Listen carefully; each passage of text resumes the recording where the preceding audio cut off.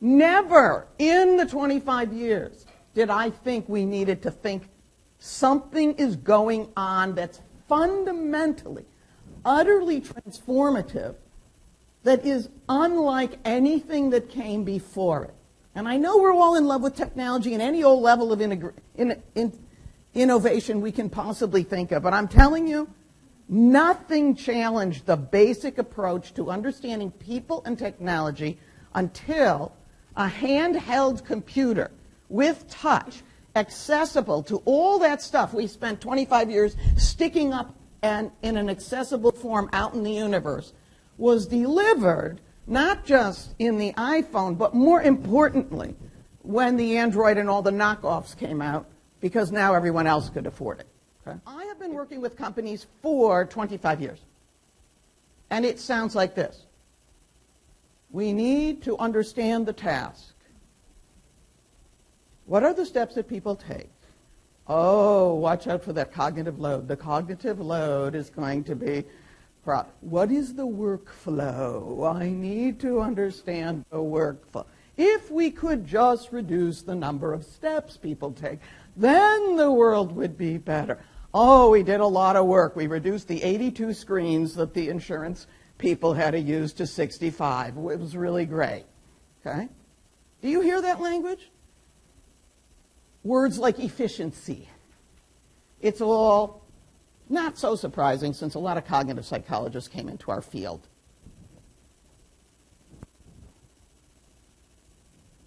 This is not what transformative design is about today. And what we found, and you know this, because there's been talk, is at the very center of the cool user experience is human joy. And when I talk about joy, I'm not talking about, some esoteric cognitive concept. I'm talking about something that you're born with. And when people were talking about their cool stuff, they couldn't stop exclaiming. They would light up all over. They would get animated. And part of what they told us about when they were experiencing something as cool is how they had to tell everybody else about it. I like to talk about babies because you must find the joy in your own soul in order to understand what we're designing for today. This is God-given or nature-given or whatever your stuff is. When that baby takes their first step, when they button that first button, they don't just do it. Do you remember? They exclaim and they say, "Watch me," right? And when we do things that are hard and we achieve them, we go, "Yes!" Do you know that? Nobody thinks, "Should I go yes?"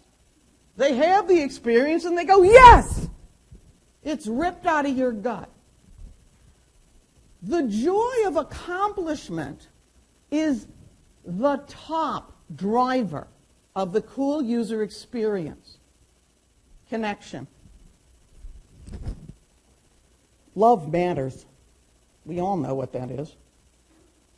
What really matters to us are the people that matter. What we found is that cool tools allow us in this unstoppable momentum of life to connect to the people that matter so that we are always in touch. And I can tell you how to create connection because our cool tools are doing it. And it's really sad, but I'm telling you, I can tell you there's only 3 things you need to do to feel connected to other people. 1, frequency. You need to touch them often. 2, conversational content. If I have something, I'm in a, have you ever realized that you have no relationship if you don't talk about anything? And that when you talk, you connect? And our cool tools are letting us send photos, send messages, send news articles directly back and forth, whether it's through text or email, directly to the people that matter. So the daughter-in-law sends the grandchild's video to her mom and her and her mother-in-law and her sisters, and we all have the experience right here, right now. And we are born to create and manifest our identities. Anyone with children knows that there's a princess gene. As far as I can tell, there's also a truck gene. And there is certainly I'm dressed up like mom or dad gene. And as my grandson said to me recently, I astronaut, Grandma. He's 3. This is born in. And we create our identity in every aspect of life. If you become a grandparent, you have to figure out what that means. When you become a physician, you have to develop what is the identity of a physician. So it turns out that we have many identities. And each identity has what we call identity elements. If you're a driver, there are identity elements that are associated with driving. What is an identity element? It is what we take pride in. It is what we identify with ourselves, and we feel that we are being a right person. When the salesperson can be available 24/7 because of their mobile device, like a Boy Scout or Girl Scout, they feel they're being their best professional self. When our function delivered in a product makes me feel my best professional self, it's cooler. We created the joy of magic. You know, when we're 2 or 3, we believe in magic, right? Then we outgrow it. But we kind of sort of still believe in magic. And when magic happens, we go, oh, it's magic. And that's the joy of magic. Now, because we're really smart technologists, we can create magic. And today, we simply expect magic. From thought to result. I think it, I get it. Okay. It took 20 years for Google to write one thing in there and get it right on the first one. Okay, but if I want astronaut Barbie for my daughter to try to, my granddaughter to pull her away from the princesses, and I put it in there, I don't just get astronaut Barbie. I get 3 locations near me with price comparison and a link. Today, everything's direct into action. Our tools think for us, and we love it. We are not interested in thinking. There was nothing better than the iPod back when it started, but today, really? Go out, collect stuff, make a list? Really? Come on. Rip things to your computer? No.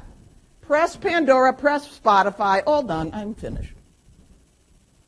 I expect to go direct into action with everything I do. Everything has to be brought together at the point of action for my one intent to happen in moments in the unstoppable momentum of life. And when that happens, oh, it's so magical. But we have to start from the idea that we're designing for life. We are not designing for tasks. And that means we have to understand the life. And that means that whatever we do has to fit into the life. And that means that we have to change the way we think about design. But today, we have tools that allow us to interleave these activities so we can do our trip planning in the middle of working when we self-interrupt. That means we can't be sending our product applications to the iPhone group and the Android group and the tablet group 1 and tablet group 2, and I'm the platform group, and expect that you're going to create an activity that flows through time, place, and platform. You have to actually design the whole thing together. It's a new world. It's designed for life. It is not designed for task. It is not designed for platform. And if you do mobile first and only mobile, it's not going to work. Today, we can intentionally design for transformation, and more importantly, this is what's expected of design today. And that is why I think we are in the ascendancy of UX.